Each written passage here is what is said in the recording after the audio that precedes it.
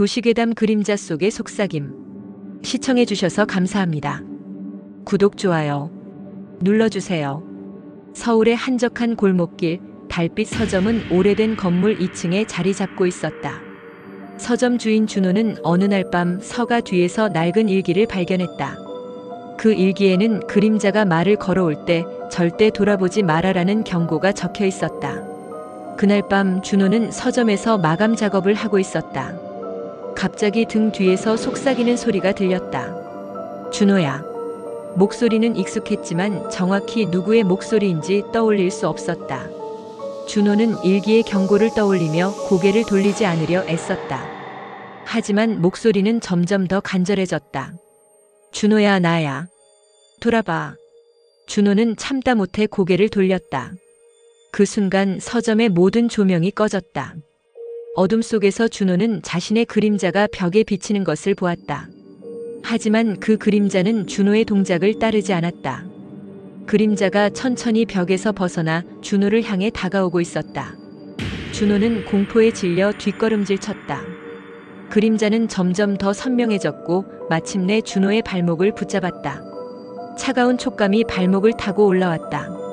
준호는 비명을 지르며 발버둥 쳤지만 그림자는 점점 더 강하게 그를 잡아당겼다. 그때 서점의 문이 열리며 종소리가 울렸다. 여기서 뭐 하세요? 낯선 손님의 목소리가 들렸다. 준호는 깜짝 놀라 눈을 떴다. 그는 서점 바닥에 쓰러져 있었고 주변은 평소와 다름없었다.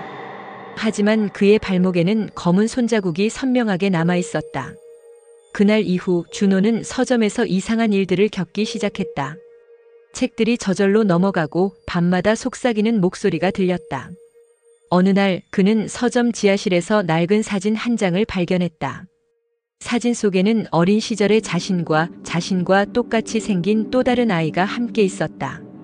하지만 준호는 그 아이에 대한 기억이 전혀 없었다. 그날 밤 준호는 꿈속에서 그 아이를 만났다. 아이는 준호에게 말했다. 너는 나를 잊었지? 우리는 쌍둥이였어. 하지만 너만 살아남았어. 준호는 깜짝 놀라 눈을 떴다. 그는 침대에서 일어나 거울을 보았다. 거울 속의 자신은 점점 더 어두워지고 있었다. 그리고 그 어둠 속에서 또 다른 자신이 웃고 있었다. 준호는 서점을 닫고 그곳을 떠나기로 결심했다. 하지만 그날 밤 서점의 모든 그림자가 움직이기 시작했다. 준호는 서점 문을 향해 달렸지만 그림자들이 그를 둘러싸고 있었다. 마지막 순간 준호는 일기의 마지막 페이지를 떠올렸다. 그림자가 너를 삼키기 전에 내 자신을 받아들여라. 준호는 눈을 감고 자신의 어둠을 받아들이기로 결심했다. 그 순간 모든 것이 정지했다. 준호는 눈을 떴을 때 서점은 평소와 다름없었다. 하지만 거울 속의 자신은 더 이상 어둡지 않았다. 대신 그의 옆에는 또 다른 자신이 함께 서 있었다. 그날 이후 준호는 서점을 다시 열었다. 손님들은 준호가 더 이상 혼자가 아니라는 것을 느꼈다. 그리고 밤마다 서점에서는 두 개의 속삭임이 들렸다. 하나는 준호의 목소리, 다른 하나는 그의 그림자의 목소리였다.